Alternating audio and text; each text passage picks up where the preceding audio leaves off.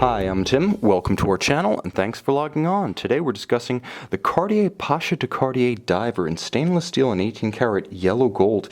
You can see and you can purchase this Cartier dive watch on our website. Subscribe to our YouTube channel if you enjoy these videos, and please click on the card in the upper right hand corner of the screen at any time during this video to see our full sales listing for this watch with accessories included in the sale, high resolution images, and naturally complete pricing details for this Cartier Pasha Diver. Now it's important to note that on my wrist 6 1/3 inches, 16 centimeters in circumference. This watch is traditionally sized at 38 millimeters, but it's defined by its hinge lugs. They dominate the aesthetic of the watch and they dominate the ergonomic equation. The watch at 45.5 millimeters lug to lug with hinge lugs wears incredibly compact, such that I would say even down to 13.5 centimeters in circumference, you should be able to wear this one with security, proportion, and style. Now I'm also going to mention that it's a nice and slim timepiece thanks to the exceptional Girard Perregaux automatic winding caliber within. The watch is only 10 millimeters thick, and that's an extreme rarity in the world of true divers.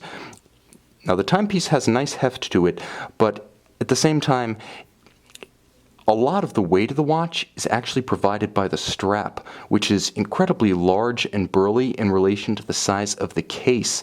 You'll also note a very substantial Cartier deployant buckle, also adding a little bit of heft to the watch. So the timepiece aesthetically is dominated by everything between these two hinges. In terms of mass, it's nicely distributed, which is to say, if you like to wear your watch loose, this one has no tendency to capsize or porpoise. It's not top heavy, hence even mass distribution. Now it is a diver, and it is in keeping with the 1996 to present ISO 6425, the legal definition of a dive watch. It has a unidirectional rotating 18 karat yellow gold bezel, and it's not just there for functional purposes. This is an excellent reference perhaps to Cartier's origins as the jeweler to kings and the king of jewelers. There are many who say that if you're going to own a Cartier watch, you want to have a little splash of gold. Even if it's just a small amount, have a little bit of gold to link it to the luxury origins of the Cartier brand before it became democratized to luxury. And that's what the yellow gold does. In a 38 millimeter case size, it's nice, discreet, and traditional, and I think it's a nice complement to the spirit of the Cartier brand. I think it ties the watch nicely to its heritage, not just of the Pasha line, which since 1933 has been Cartier's on-again, off-again sports watch, but to the very idea of what Cartier represents. Likewise, the Canteen crown, a historical reference that's not necessary, but in conjunction with its cabochon sapphire, really ties the watch to the luxury idea that's at the heart of Cartier. Anachronisms are good, tradition is good. It's okay to be eccentric if it has a root in history, and that's absolutely the case here. Now you'll also note that on the caseback, a heavily modified Girard Perregaux 3000 series family has been repurposed as the caliber 191. Now the caliber 191 automatic winding 46-hour power reserve, 27 joules. It does feature hacking seconds, so now, pardon my minimalist fingernails right now. When you pull the crown, you do hack the balance, stopping the seconds so you can synchronize to a known accurate reference time. And if you have exceptional micromechanical ability, budding watchmakers out there, the watch does feature a quick set function for the dates so you can rapidly correct should the watch run down or encounter an irregular length month.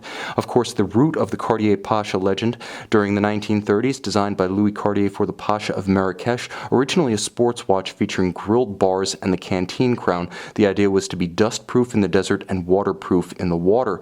Of course, this watch is all of that and more. Now it features a tritium dial, which was discontinued by Cartier after 2000, so this is a pre-2000 version of the watch, giving it a little bit of a vintage patina charm about the indices at 3, 6, 9, and 12, but I will mention that these are service hands, so at some point the watch went back to Cartier and it received service hands in Luminova, so it is still functional as a luminescent watch at night.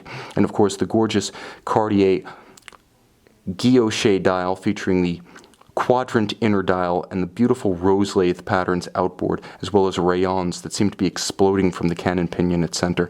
This is a handsome and functional watch. In its current configuration with a leather strap, you wouldn't want to take it diving, but it offers that extra dimension of capability such that if you did want to put it on a textile, you could absolutely take it in the water. Again, sometimes luxury isn't about what you have and need, but that in excess of your need. So it's nice to know that though this is a handsome companion for black tie and formal occasions, nevertheless, it does have the heart of a sports watch in it, and that's perfectly in keeping with both the Cartier tradition and the tradition of the Pasha. You can see and you can purchase this one on our website.